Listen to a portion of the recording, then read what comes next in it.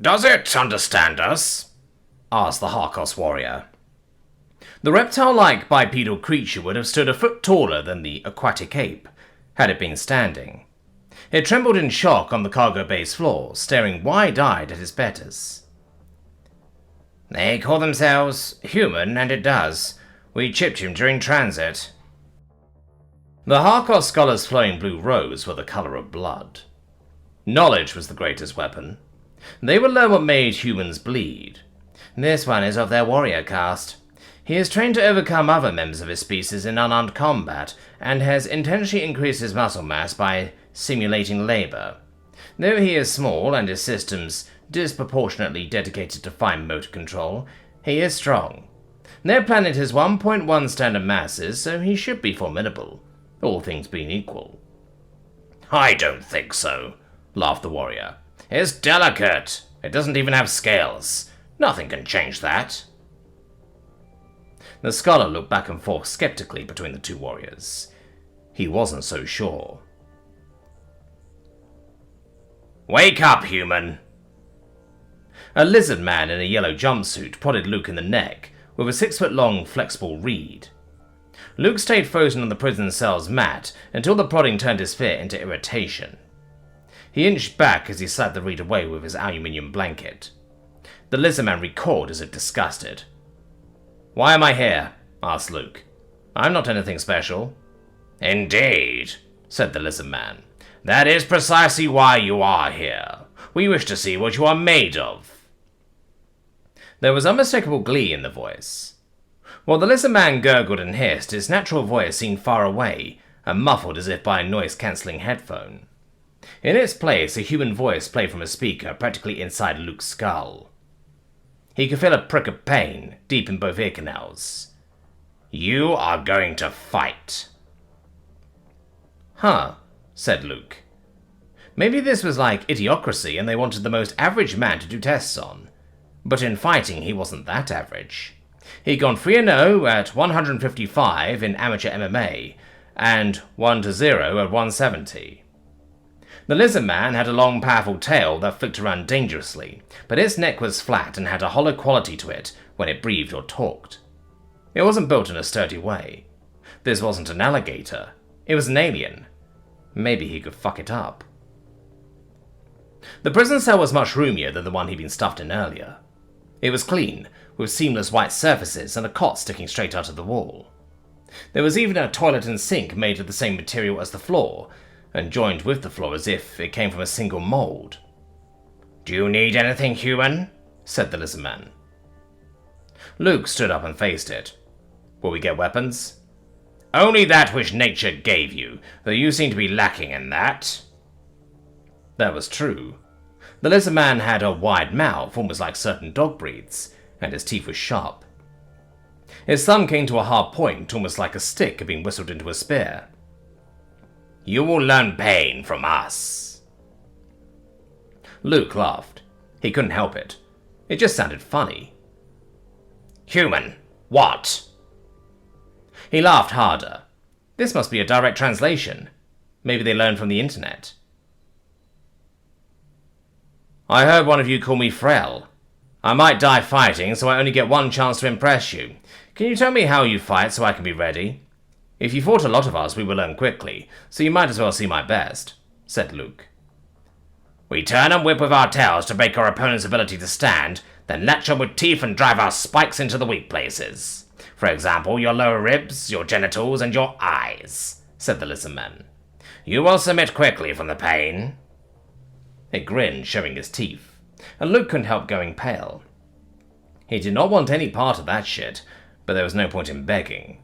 Sometimes there wasn't any way out but through. A few hours later, the lizard man in the yellow jumpsuit came back with a pair of guards. The guards wore armor, carried glassy rifles, and were each followed by a spherical drone that nonetheless sounded like a little helicopter. There was no way to know what the guards' weapons could do, but Luke figured the drones were beyond him. And even if he did get a rifle, then what? He was in a random tube-like hallway with ladders on the ceiling. Where would he go? These guys wanted to test him in a fight. Fine, let's get to it. Luke had to admit there was a spring in his step. He felt strong, really strong, like he'd been cutting weight at the end of fight camp. He was pushing 190 but felt 170. Better even, because he hadn't actually been on a diet. If he were going to fight, today was a good day. He'd never been more ready. They walked for minutes, taking 3 separate elevators and over a dozen hallways. His decision not to run turned out to be correct. Whatever they were in seemed really big. They arrived in a cavernous room with plastic barrels and crates piled high on all sides. Bay doors lined the far wall like at a warehouse, not too differently than the back room at a super target. The panel lighting and dusted surfaces shrunk his own shadow to the space under his feet, giving the seamless room a dreamlike quality. 24 lizardmen formed a large circle, and with the prod of a rifle, Luke found himself standing in the middle of it. The aliens were grinning, pawing around, joking about eating him, wondering how such weak creatures like him became dominant, laughing about how no one wanted to touch his bare, disgusting skin. He was flaking everywhere. It was starting to piss him off, but he stayed quiet until one of the aliens stepped into the circle to meet him. This one was even bigger, maybe 7 feet tall, and wearing a yellow robe with spiked shoulder pads and gaudy black symbols up the lapels. It took off the robe and handed it to another, revealing a white rash guard with the same lettering. "Be careful, son," said one of the lizardmen in the crowd. "Yes, careful, don't let it bite you. They have dirty mouths," said another. "He's gonna need a bath. There were little hairs all over its cell." Luke's brow creased with skepticism. These were the aliens planning to torture him. Maybe there was something wrong with his ear implant. Maybe he was just an animal to them. He kept his hands at his sides, his breathing calm, not wanting to give anything away. He'd have to move quickly if he wanted to get a piece before the guards jumped in. "Now," said the white rash guard alien, "this one is muscular for its species, but not abnormally so. It is limited in its bite strength and will not be able to penetrate our scales. These creatures mostly fight with the bony knobs on their hands, and don't need to cut one another in social displays. They are adept with weapons, but we will cover that another day. Watch as I put theory into practice." It leaned forward, hunching its back slightly, and stalked toward Luke. Its little eyes were too small to gouge, and his scales armored the ridges above and below.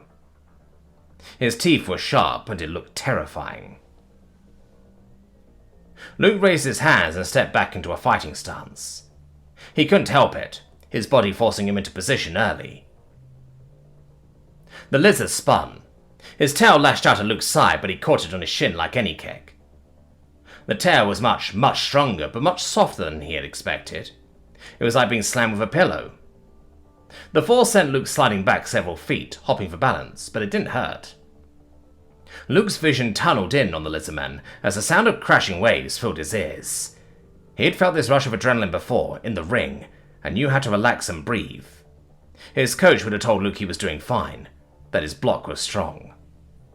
With a hiss, the lizard took a huge step, telegraphing another spin, but Luke stepped in with it, stuffed the tail slab with another shin block, and wrapped his arms around the tail.